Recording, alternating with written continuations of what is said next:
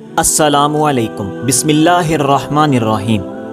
حضرت محمد صلی اللہ علیہ وآلہ وسلم کو دار فنا سے دار البقاء کی طرف رحلت فرمائے ابھی 50 برس ہی گزرے تھے کہ 61 ہجری میں عراق کے شہر کوفہ سے کچھ فاصلے پر کربلا کے مقام پر یزید کے لشکر نے فرزند رسول حضرت سیدنا امام حسین رضی اللہ تعالیٰ عنہ کو سفر کی حالت میں ان کے اہل و عیال اور رفقا سمیت شہید کر دیا۔ خلافت راشدہ کا 30 سالہ دور حضرت امام حسن رضی اللہ تعالیٰ عنہ پر مکمل ہو چکا تھا، اور پھر بادشاہت کی ابتدا حضرت معاویہ رضی اللہ تعالیٰ عنہ سے ہوئی۔ جب 60 ہجری میں حضرت سیدنا امیر معاویہ رضی اللہ تعالیٰ عنہ کا انتقال ہوا اور یزید ان کا جانشین بنا، تب تخت حکومت پر بیٹھتے ہی اس کے لیے سب سے اہم مسئلہ حضرت سیدنا امام حسین رضی اللہ تعالیٰ عنہ،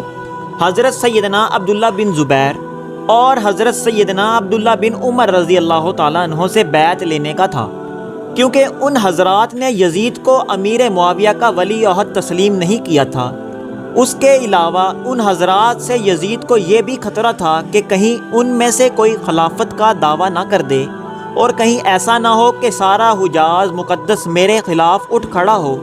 جبکہ امام حسین رضی اللہ تعالیٰ عنہ کے دعوی خلافت کی صورت میں عراق میں بھی بغاوت کا سخت اندیشہ تھا۔ ان وجوہات کی بنا پر یزید کے پیش نظر سب سے بڑا مسئلہ اپنی حکومت کی بقا اور اسے تحفظ دینا تھا، لہٰذا اس نے ان حضرات مقدسہ سے بیعت لینا ضروری سمجھا۔ چنانچہ اس نے مدینہ منورہ کے گورنر ولید بن عقبہ کو حضرت سیدنا امیر معاویہ کی وفات کی خبر دی، اور ساتھ ہی ان حضرات مقدسہ سے بیعت لینے کے لیے سخت تاکید بھی بھیجی۔ ولید نے حضرت سیدنا امام حسین رضی اللہ تعالیٰ عنہ کو حضرت سیدنا امیر معاویہ رضی اللہ تعالیٰ عنہ کی وفات کی خبر دی اور یزید کی بیعت کے لیے کہا۔ آپ رضی اللہ تعالیٰ عنہ نے تعزیت کے بعد فرمایا کہ میرے جیسا آدمی اس طرح بیعت نہیں کر سکتا، اور نہ میرے لیے اس طرح چھپ کر بیعت کرنا مناسب ہے۔ اگر آپ باہر نکل کر عام لوگوں کو اور ان کے ساتھ ہمیں بھی دعوت دیں تو یہ مناسب ہوگا۔ یزید کی بیعت حضرت سیدنا امام حسین رضی اللہ تعالیٰ عنہ کو قلبی طور پر سخت ناپسند تھی، کیونکہ وہ نااہل تھا اور اس کا تقرر بھی خلفائے راشدین کے اسلامی طریقہ انتخاب کے بالکل خلاف تھا،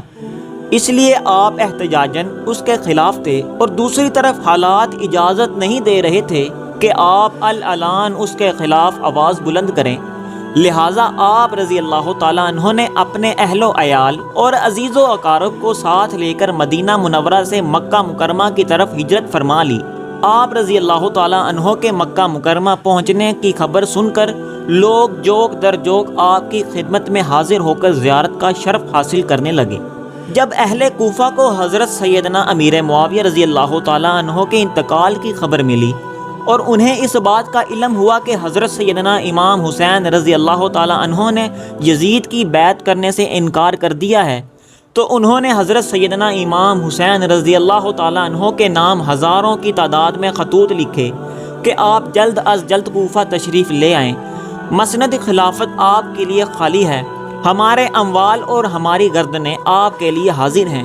سب کے سب آپ کے منتظر اور مشتاق ہیں، آپ کے سوا کوئی ہمارا امام و پیشوا نہیں،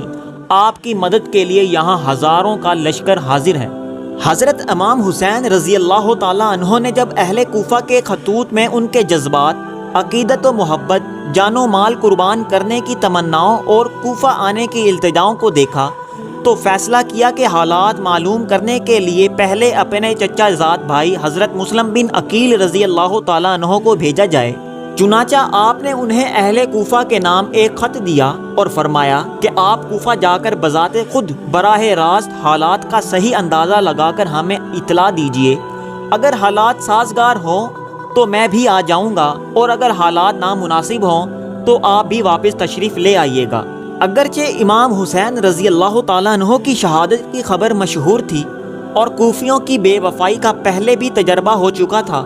مگر جب یزید بادشاہ بن گیا تو اس کی حکومت و سلطنت دین اسلام کے لیے خطرہ تھی، اور اسی سبب اس سے بیعت ناروا تھی، اور وہ طرح طرح کی تدبیروں اور ہیلوں سے چاہتا تھا کہ لوگ اس کی بیعت کر لیں، ان حالات میں کوفیوں کا بپاس ملت یزید کی بیعت سے دستکشی کرنا اور حضرت امام حسین رضی اللہ تعالیٰ عنہ سے طالب بیعت ہونا امام پر لازم کرتا تھا کہ ان کی درخواست قبول فرمائیں۔ امام حسین رضی اللہ تعالیٰ عنہ اگر اس وقت کوفیوں کی درخواست کو قبول نہ فرماتے اور بارگاہ الہی عز و جل میں کوفیوں کے اس مطالبہ کا امام حسین رضی اللہ تعالیٰ عنہ کے پاس کیا جواب ہوتا کہ ہم ہر چند در پہ ہوئے مگر امام حسین رضی اللہ تعالیٰ عنہ بیعت کے لیے راضی نہ ہوئے،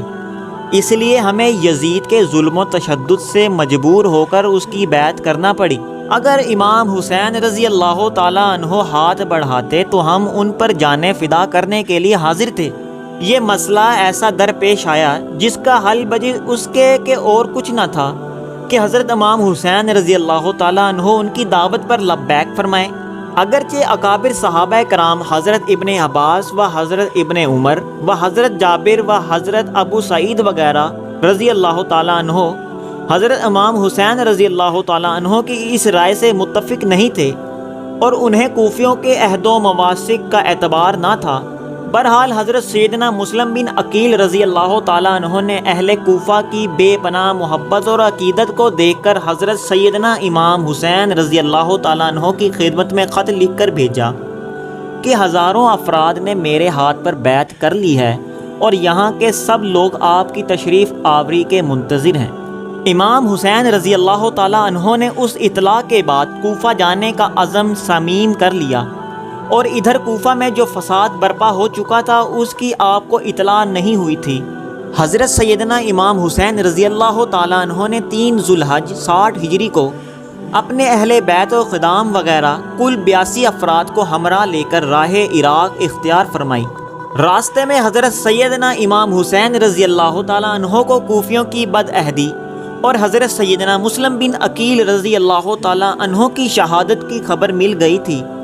اس پر امام حسین رضی اللہ تعالیٰ عنہ کے رفقاء کی آراء مختلف ہوئی اور ایک بار آپ رضی اللہ تعالیٰ عنہ نے بھی واپسی کا قصد فرمایا،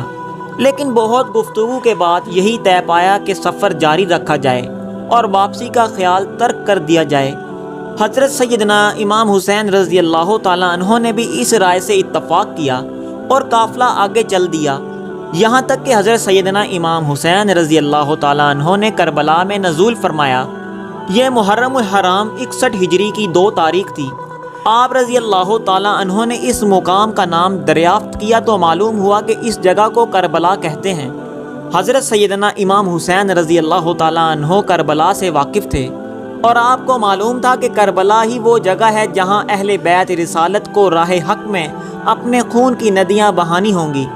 انہی دنوں آپ رضی اللہ تعالیٰ عنہ کو حضور سید عالم صلی اللہ علیہ وآلہ وسلم کی زیارت ہوئی۔ حضور اکرم صلی اللہ علیہ وآلہ وسلم نے آپ کو شہادت کی خبر دی اور آپ کے سینہ مبارک پر دست اقدس رکھ کر دعا فرمائی، اے اللہ حسین کو صبر و اجر عطا فرما۔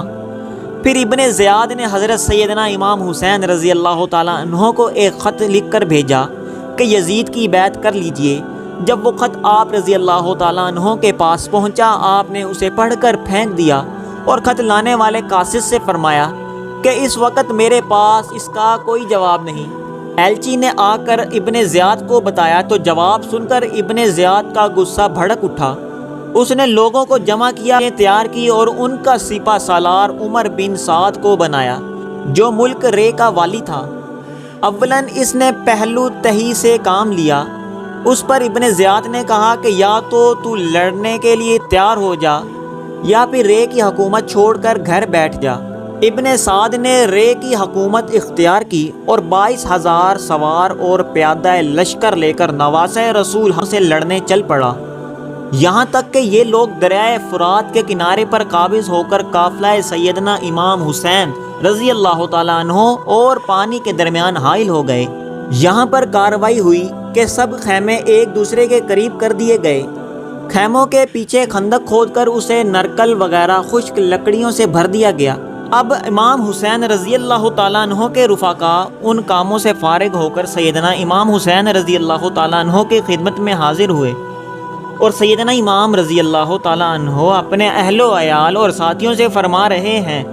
کہ صبح دشمن سے ہمارا مقابلہ ہے۔ میں نے بخوشی تم سب کو اجازت دی، ابھی رات باقی ہے، جہاں جگہ پاؤ چلے جاؤ، اور ایک ایک شخص میرے اہل بیت میں سے ایک ایک کو ساتھ لے جاؤ۔ اللہ عز و جل تم کو جزائے خیر دے۔ دیہات و بلاد میں متفرق ہو جاؤ، یہاں تک کہ اللہ تعالیٰ بلا ٹالے۔ دشمن جب مجھے پائیں گے تمہارا پیچھا نہیں کریں گے۔ بات سن کر امام کے بھائیوں، صاحبزادوں، بھتیجوں اور عبداللہ بن جعفر کے بیٹوں نے عرض کی کہ ہم ایسا کس لیے کریں؟ اس لیے کہ آپ رضی اللہ تعالیٰ عنہ کے بعد زندہ رہیں۔ اللہ عز و جل ہمیں وہ منحوس دن نہ دکھائے کہ آپ نہ ہو اور ہم زندہ رہیں۔ یہاں تک کہ ابن سعد نے اپنے لشکر کے ساتھ امام حسین رضی اللہ تعالیٰ عنہ اور آپ کے رفقا پر حملہ کر دیا اور ایک ایک کر کے شہید ہوتے چلے گئے۔ تقریباً 50 سے زائد افراد شہید ہو گئے اور بالآخر حضرت امام حسین رضی اللہ تعالیٰ عنہ کو بھی بڑی بے دردی کے ساتھ شہید کر دیا گیا۔ یزید بن معاویہ ابو خالد اموی وہ بدبخت شخص ہے جس کی پیشانی پر اہل بیت کا بے گناہ قتل کا سیاہ داغ ہے۔ یہی وہ شخص ہے جس پر ہر زمانے میں پوری دنیا اسلام ملامت کرتی رہی ہے اور قیامت تک اس کا نام حقارت سے لیا جائے گا۔ محرمات سے نکاح اور سود وغیرہ ممنوعات کو بھی اس بے دین نے اعلانیہ رواج دیا۔ مدینہ طیبہ و مکہ مکرمہ کی بے حرمتی بھی کروائی۔ احادیث مبارکہ اور اقوال علماء کرام کی روشنی میں یہ بات ثابت ہوئی کہ واقعہ کربلا تاریخ اسلام کا نہیں بلکہ تاریخ عالم کا افسوسناک اور نادر و عجیب و غریب واقعہ ہے۔ حضرت سیدنا امام حسین رضی اللہ تعالیٰ عنہ نے ایک فاسق و فاجر شخص کو حاکم و بادشاہ ماننے سے انکار کیا اور اپنی جان و اولاد سب کچھ اللہ کی راہ میں قربان کر کے دین اسلام کو حیات بخشی۔ اللہ اکبر۔ غرور ٹوٹ گیا کوئی مرتبہ نہ ملا، ستم کے بعد بھی حاصل جفا نہ ملا۔ سر حسین ملا ہے یزید کو لیکن شکست یہ ہے کہ جھکا ہوا نہ ملا۔